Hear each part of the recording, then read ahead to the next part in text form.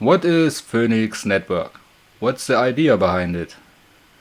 Basically, Phoenix Network is a game studio that started out as a game revival company, more like, but we wanted to make it more about new games as well. We started out with the idea of old games when they no longer get support from the original developer, they get shut down by them or whatever, no longer receive updates. Then there are still communities around those games that then can no longer or have more difficulty or it's insecure to play their favorite game. And that's something that we want to put a stop to, that we want to put resources into to fix, either by fixing the server, fixing some exploits, maybe hosting some game files, whatever we can do really to get people to continue playing their favorite games. But now, since recently, we also started building our own games because we also have a few ideas that we thought, hey, that's a nice idea. It's also a little more on the legal side. Like, the reviving games isn't illegal per se, but it's still a little frowned upon. So making your own games legally is definitely one of the things that we really wanted to do, and that we also want to use to have an impact on the greater gaming environment as a whole, to try and get new standards so that we don't have to worry about all of those invasive anti-cheat DRM measures and whatnot. That's a short version of what the initial idea was behind why we started Phoenix. Yeah, I was about to ask, so this is very comprehensive. I mean, how many games are you supporting currently? Currently, we scaled back a little bit, but right now we support Galaxy Life, which is a game that we rebuilt and are currently in the works of building in Unreal Engine. Currently, Battlefield Heroes support, which is the code that you can see, is on the roadmap. We are currently working on it and we are actively fixing things before we can push it. After that, we want to get into Battlefield Play for Free as well. Then there is one of our developers, Mimak. He has also done some work on Assassin's Creed games. He wanted to get that multiplayer back up and running. We've also looked at the Ghost Recon games, with a little bit of help from you, actually, funnily enough. So yeah, those are the ones that we're currently working on, but right now we're mostly into the Battlefield games and EA games as a whole. Also, I dare say GameSpy games, because GameSpy is it's just an overall protocol, so if you support GameSpy, you can support basically all the games that once supported it. Yeah, that's very interesting. So where did you start all this? What was the first project of Phoenix Network? When was it founded? Basically, it all started with me figuring out that Revive Heroes was a thing for Battlefield Heroes, and I went and checked it out, and it was fun. But then, of course, EA shut it down, and then after it was shut down, other projects popped up, and I joined one of those projects. But I didn't stay. Also, because it was a little, progress was slow. There wasn't really much that could be interestingly done about it. It was mainly just porting maps or weapons or whatnot into the game. And then I was like, you know what? I'm gonna start my own thing. I'm gonna build it all myself, and that's how I got into. Well, I was already a programmer, but then I got into reverse engineering and actually figuring out how this stuff all worked. And I did all of that in my bedroom at my mom's place. Yeah, and then basically at some point, so some guy came in and he was like, "Hey, this is really cool. We're actually working on Battlefield Play for Free. Do you maybe want to join in?" And then I joined the Battlefield Play for Free project, also where I met you for the first time. And yeah, I didn't know anything really, so I had to learn a lot of reverse engineering, writing C++ code as well. My C# also improved a lot at that time, and yeah, that's basically how it all started. At the end of the road, the guy that initially introduced me to that project, he left and he was like, "Hey, LifeCoder, you can have it. It's all yours." And then yeah, we basically went ahead and did a few massive things, like reintroducing the store and Magma to Battlefield Heroes. And from then on, we kept into game revival up until the point that Galaxy Life came along, and then we became an actual corporation late 2024. Okay, that's a pretty impressive way. So initially, what was your first team member? So you started this as a group, Yeah. and yeah, how was the initial reaction? How did you find other people helping you? Well, the first person that I met was back when I was working on Ghost Recon Phantoms, but that was something on my own that wasn't really a part of Phoenix. And then I met Nick, Twister Nick, who joined and he helped me out. He was from the United States. And then we made some progress on that game, but that game uses a heavy-handed de novo DRM, so it's very difficult to reverse engineer properly. So we had to give up. And then when Phoenix started, I started out with Rendel, who is from Argentina, I believe he was. Then it joined out. Andy joined in. A few from the Revive developers joined in, and the team grew pretty big, pretty quick. And then afterwards, I also took Twisternik into Phoenix. Yeah, the very first team member I believe was Rendel because I messaged him and I was like, "Hey, I made my own backend. Do you want to join?" And he was like, "Sounds good." So yeah, How easy it can be sometimes, right? yeah. Okay, let's go a little bit into detail. Let's start with Battlefield. How did you get into Battlefield games in general? What was the first memory you have with the game? I guess playing.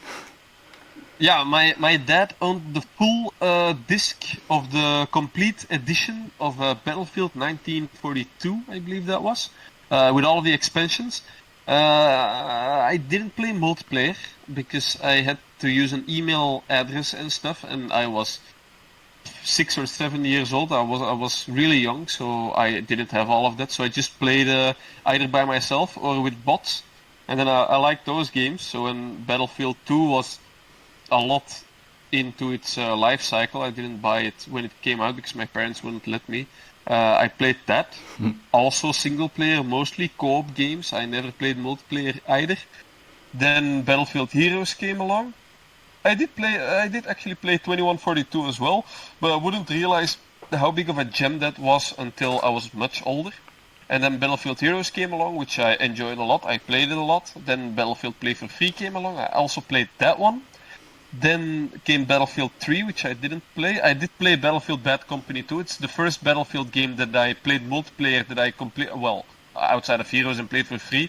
But I did play Bad Company 2 and finished it. I collected all of the weapons that you could collect and all the attachments in the game on console back then. Then I played Battlefield 4 as well.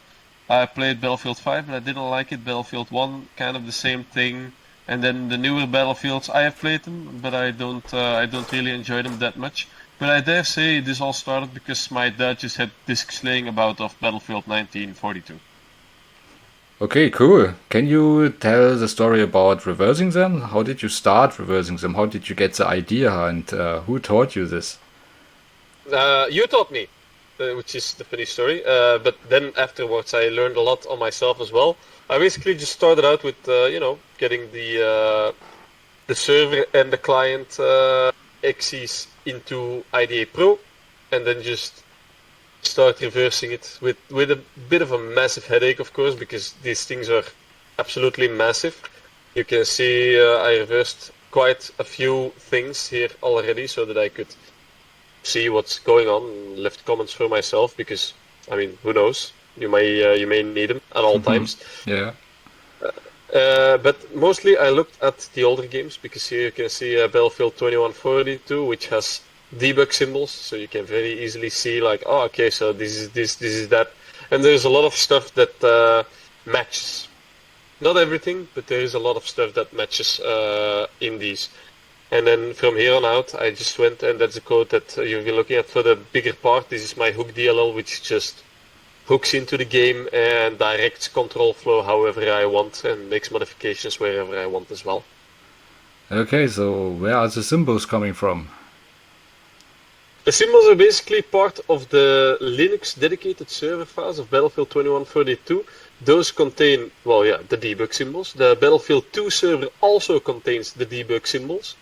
And then, you can just load them in, and then IDA is like, hey, I see symbols. Would you like to load symbols? And, I mean, why wouldn't you? So you load the symbols, and then it will update everything nicely so that you can see what everything is doing. Not everything. Some of the symbols are still stripped out, but not much.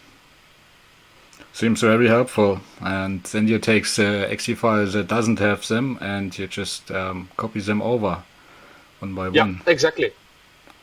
Okay. Sometimes with modifications, sometimes without. Okay. How did you started writing the server? How much did you had to reverse engineer before you could write the first lines of your server? Or backend? You mean the backend server? Yeah, the Yeah. backend. Basically, for the backend, which I have here as well, I had to reverse engineer a part of the Fizzle code, which I actually used this one for, which is the debug symbols. This one is a leak, actually. This one was not part of something public. This one is Battlefield 2142, basically. And Battlefield 2142 used Fizzle, or Ares, the protocol that Battlefield Heroes uses as well, has it fully with symbols. So you can just go, oh, I want to see Fizzle. And then once my PC realizes that I want to search for something, then you can see everything that's related to Fizzle. And then you can start finding things like, for example, one of the first packages that you get, or packets, is Fizzle, FSys. FSys is one of the first you get, so you see FSys hello. You can see what comes in, and then you just go and you search for like, okay, so I'm searching for hello, and then you see, oh, I see the hello, and I see the hello result, and here you see the result, and you see what it wants. Nice. I mean, for a viewer that hasn't ever reversed any game, that's pretty a steep curve, but I guess with all the symbols you can get there quickly.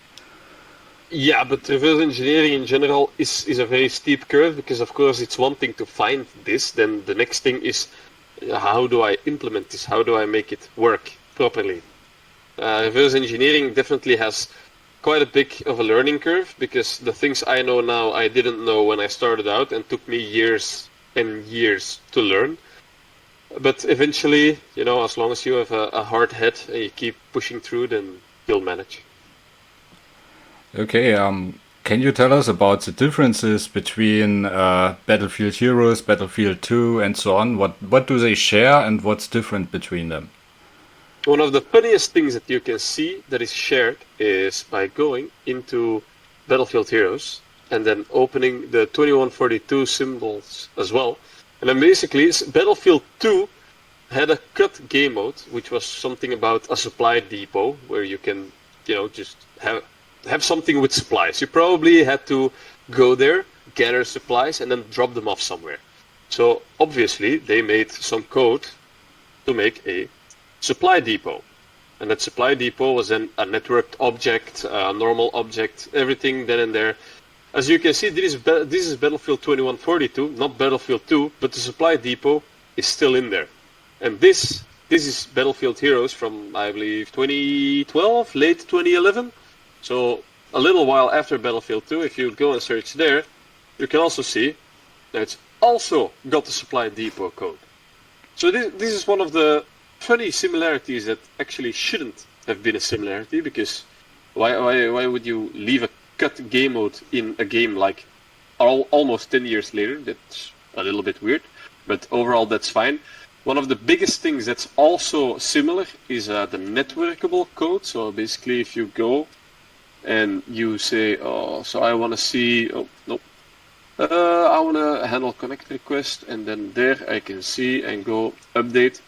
So this just reads packets from a UDP endpoint, parses them, and then handles them internally. Data packets are the most important packets, by the way, but this is not a reverse engineering crash course on Battlefield, so I won't go too deep into that. And then on this side, I'm not sure if I have reverse engineered this part well. Let's see if I may have it in this one. Yeah, here we go. So here we have the net server thread, which goes into run, which does update. I haven't fully reverse engineered this yet. Oh, sorry. But you can clearly see some of the differences where it matches, like, oh, okay, what kind of method is this? And these match. The only then big difference is that instead of just opening a UDP endpoint, like this game, for example, does, this one hooks into the Ares SDK. Ares being the Vezel SDK, which comes bundled with Prototunnel. And Prototunnel is basically a UDP service, but it adds encryption on top of it. So you can't just reverse engineer this or work with this, because you'd need to figure out how the encryption works, you need to implement the encryption, and then you need to communicate with a server that uses the encryption as well. This encryption, while interesting, just uses a very simple rolling RC4 cipher. So yeah, it's not too much of a problem to reverse engineer. I actually have the original source code for Prototunnel as well, but I can't show that because that's from a leak as well, and original source code is still under NDA, so YouTube won't really like that, and I doubt Electronic Arts would as well. Yeah, no problem. There's also some source code EA released themselves that is partly used. Yeah. Can Exactly, you show that? Yeah, so when we go, oh, that's my own GitLab. No.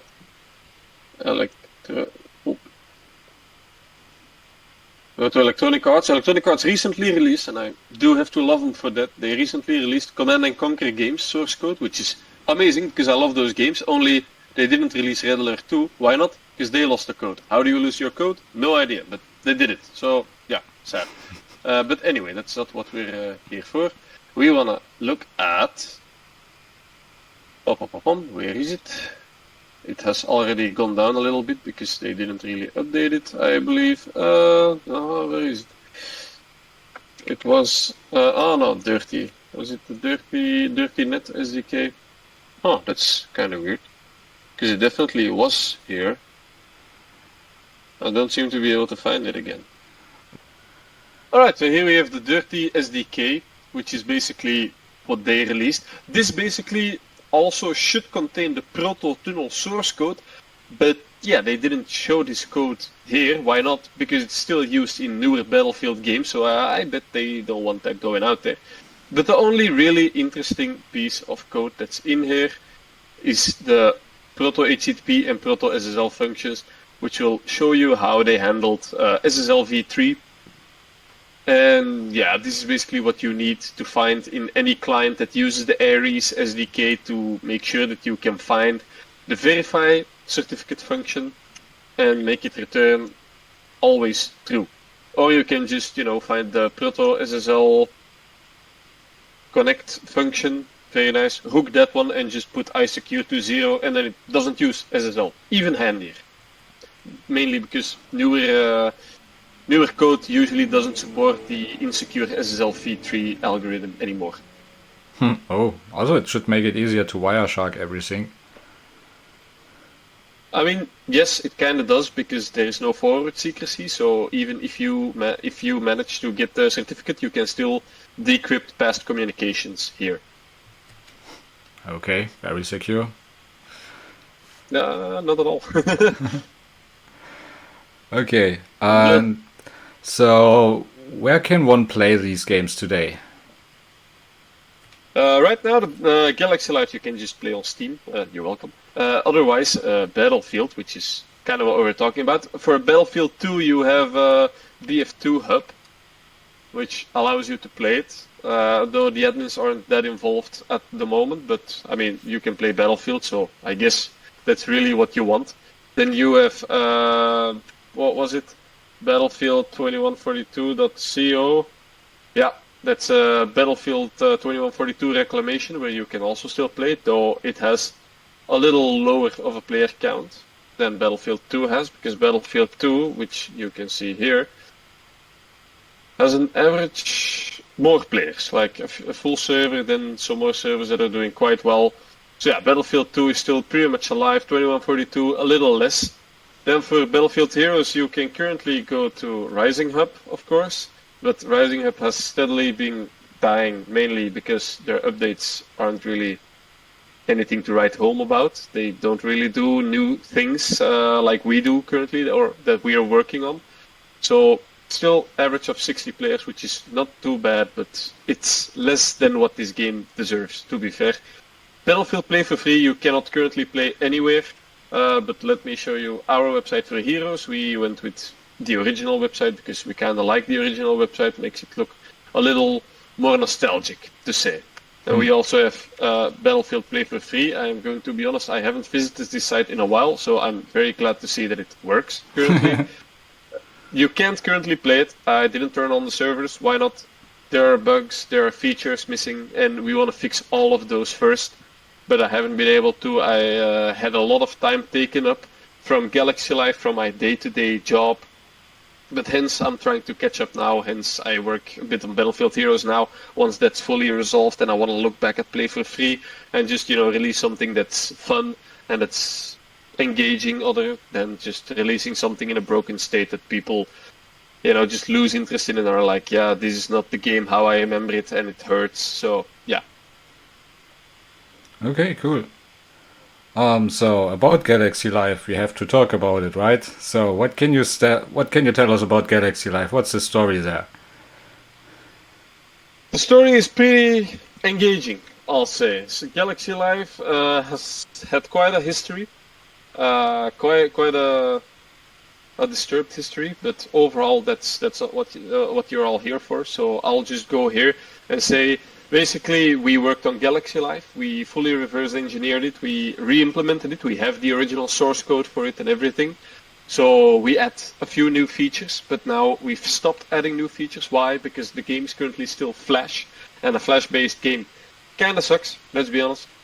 So hence we said, hey, you know what? Let's just do it in Unreal Engine. You can find it on Steam right now, and this is the Flash version that just works. You can play it, very fine. 91% positive reviews. I'm very proud of that, won't lie.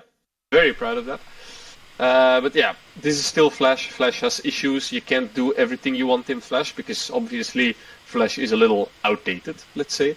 So we're currently working on fully redoing it in Unreal Engine, for which we have released a roadmap where you can see what we're doing. The alpha testing has already started on it. We're currently working on the mobile builds and working on attacks. And then quite soon, actually, we are looking to open a beta testing before we do a closed early access later on to let everyone basically enjoy the game in a much, much better state, very nicely with Unreal Engine as a backing engine. Also fully re-implemented backend, which uses SignalR this time, not HTTP calls, but WebSockets. We decided that WebSockets will be a much better fit than just plain HTTP calls. Well, that's quite a lot. Where did you start with that? Basically, at the very beginning, it was the backend. So you just you reverse engineer a little bit with a Flash decompiler, because Flash is not really that hard to decompile. I mean, XASR, but Flash is usually pretty okay. We went with that. Then we had to decrypt the traffic that the game sent over HTTP, because that was encrypted traffic. I actually have an example of this. I am very certain. So let's see if I have the example quite here. Yeah, there we go. Oh, yeah, I would like to open this code repository. I am not going to show anything too crazy, but basically, when you go into the game controller, there is a decrypt helper, which allowed us to decrypt decrypt the game data. After the game data was decrypted, then it's just a matter of parsing it, but it's mainly plain JSON, so you can easily parse it and then respond to it, fix it, and re-implement it, and that's what we started with. We fully re-implemented the backend first. That took a hot second.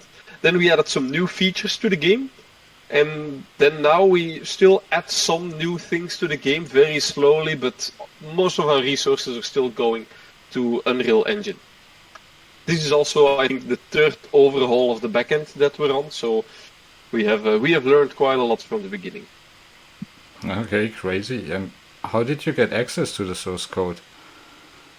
By reverse engineering the SWF file. And some mad lad that used to be part of the team, but now sadly isn't anymore due to time constraints, that just, cleaned up the files fully and made it just compilable with a normal Flash SDK, which is honestly insane, an insane task to complete, but he did it. So, do you know any details about it? Sorry.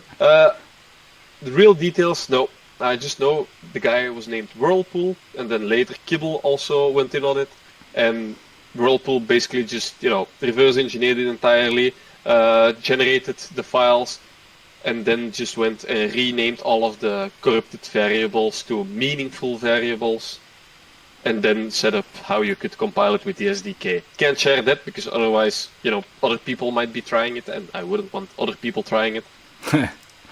Sure, why not? I mean, everyone who knows reverse engineering could follow up, but yeah. Quite so. So, where can you play it today? On Steam. So basically, you just go to Steam, you press play game. I can actually show that because I have Steam, of course. Don't look at all of the games I have. I have quite a few games. I don't have Galaxy Live. That's actually quite oopsie daisy here. Oh, no, that's the wrong drive, sorry. It's still a small game. It's like 400 megabytes. So that's kind of fine. It's basically just a Flash-enabled Chromium-based launcher that just loads our website and lets you play the game in that way. There we are. It's almost fully done. I apologize for my very, very slow network. Oh, wait. Which I dare seem to have some problem with at my ISP, but that is overall fine. And there we are. That's downloaded. So now it's done and we can start the game. It's gonna quickly install the .NET framework and all of the dependencies to make sure that you can actually run the launcher, or well, the browser, because that's basically what it is. It's just Electron, which is basically a Chromium-based browser, but hey, it doesn't matter how it works as long as it works. Alright, there we are. There we go. You can see I'm logged in and I'm definitely a donator, obviously. I can just click on play the game. I have a few messages because people send me gifts, which I do like because gifts are free stuff that I can use. So accept all. There we go. I have too many gifts in my inventory. That is of course typical me because I don't play the game that much. I usually work on the game, but that doesn't mean that I play on it. There we are. And like this you can just play the game as much as you want. You can go to the galaxy overview and see other galaxies. You can interact with them. There's a lot of players everywhere you can just interact with. Oh, I don't have any units to attack him. That sucks. I can also go to my star system. Here's my star system, and then I can of course go home. I have a colony, but that colony kinda not the best colony, but I can show it. This is my colony with a starbase. Nice. I don't have an alliance, but you can see the alliance overview. It does take a second to load. Yeah, there we are. We have the leaderboard for the alliances. So you can see the best alliances here. Their wars won and their wars lost. Then you of course also have friends overview. A nice little friends pane to see all of your friends. You can also see them at the bottom. Then messages we saw earlier. Then we have the battle log of course, so we can see, hey, this guy attacked my planet. That is not very nice. You can also see the leaderboard here. You can see I am definitely not the best player in this game. That would be NZ Wilder. He's very much ahead. Great player in the game. You can go to support in our Discord. I can emulate people, but others cannot emulate people. So let's, for example, say, hey, I want to emulate Andy. There we go. Let's emulate Andy for a second. So then I can see, well, everything that he has here. And let's load. There we go. And I'm loaded into his base, and I can see what he's been up to. Yeah, You have the store as well. The comfort of being an admin. Yeah, no exactly. secrets. Exactly. So yeah, like this you can just play Galaxy Live only on PC for now, but very, very soon, this year, hopefully, you will be able to play it on mobile as well. Alright, great work. Is there mod support planned for any of these games? Yeah, definitely. Definitely for Battlefield 2, I had some ideas already. But for now, let's keep it at probably Battlefield Heroes. So custom maps and everything will be a thing. People will be allowed to use them. And then we can put them in our launcher, basically, so people can say like, oh, okay, so I want these mods, or I want to join a server that has mods, and then it'll download the mods for them as well, so that they can just, play on the game. There is definitely a few problems with that to implement, because the game didn't originally support it, but I don't think it should be that big of an issue to fully implement mod support. So we definitely want to do that at some point, yeah. Are there already some tools for modding? Level editor or something? Those are all tools that Electronic Arts released themselves. That would be the Battlefield 2 editor files, which can be used to create levels. And then for weapons, you have to do that basically all yourself. What can you tell us about yourself? Basically, my real name, Matthias. I'm from Belgium. I'm 27 years old. I started programming when I was a year of 15. So I do have quite a few years under my belt. I started reverse engineering when I was 19. So I also have a few years about that behind my belt. I currently have two children, one wife, a big computer, which I really do like. I currently work for a larger company that's a multinational, and I would dare say that I can be funny. Yeah, sometimes you actually can. Hey. Okay, so what advice could you give other people that want to start learning reverse engineering? How do they get into it?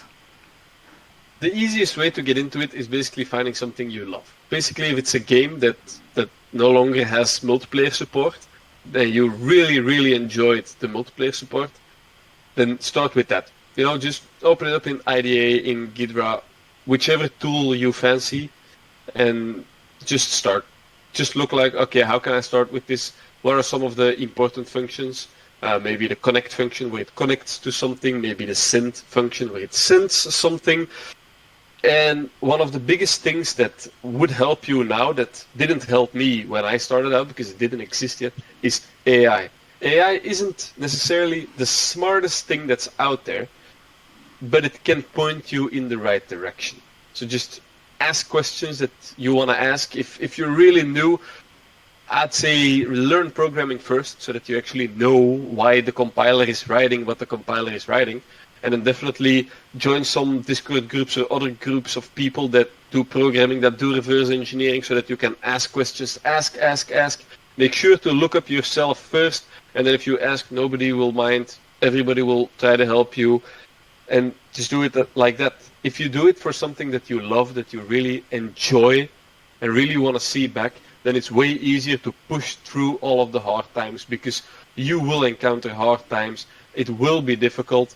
And just one tip, if you open the game and you realize, oh, this is protected by de novo, do yourself a favor, just close IDA, accept that you will not be able to do it, and just do something else, because de novo is a massive pain. There has only been one or two teams of crackers that have been able to really crack de novo. So good luck reverse engineering that far enough to get networking code that's meaningful in any sense of the imagination. Okay, thank you. What plans do you have for the future? Any other projects you want to start? Oh, crazy amount of projects. I want to start my own games as well, like more games than just Galaxy Life. I have an idea for a first-person game, third-person game, open-world game. I have a lot of ideas. I wanna make a game about the Crusades, for example. That's something that I'm very interested in. That's something that's sometimes very misinterpreted in history. So that's definitely one of the things I want to do. I want to tell stories. I want to reverse more games. I want to make more games come back to life. If possible, I would like to partner up with companies to say, hey, you have a game, it's no longer supported, let us support it in your stead. That's the big things that I want to do. I wanna leave something lasting, and then once I'm like 50 and I'm like, all right, it has been enough. Maybe I'll go into politics. Who knows? That's something for them. Okay, nice. So where can the companies and people find you? They can find me basically on LinkedIn. You can find me just Matthias. You'll find me. Phoenix Network is also one of the big ones. I can show you the website, which is very nice. At least I find it very nice because I made it. This is not, by the way, something that says, hey, I'm good at making websites, contact me, because definitely I'm not good at making websites. I made some images to show who's all working on this. And yeah, you can find us on LinkedIn, you can find us on Instagram, on Facebook if you want to. You can contact us as well using our email, because we don't really have something that says, hey, send us a message. You can see our games, you can see a short about us section. Yeah, this is basically where you can find us, where you can contact us for anything that you really want. If it's a game that you're like, hey, this game, it's no longer supported, I really want it back, we're happy to take a look at it. And then there's one thing that my autism really can't get enough of on this website, and that is this checkerboard pattern where I can just go, wee. Sorry. Sure, as long as you have fun, no problem. Thank you for your time, and see you another time. Yeah, see you another time, man.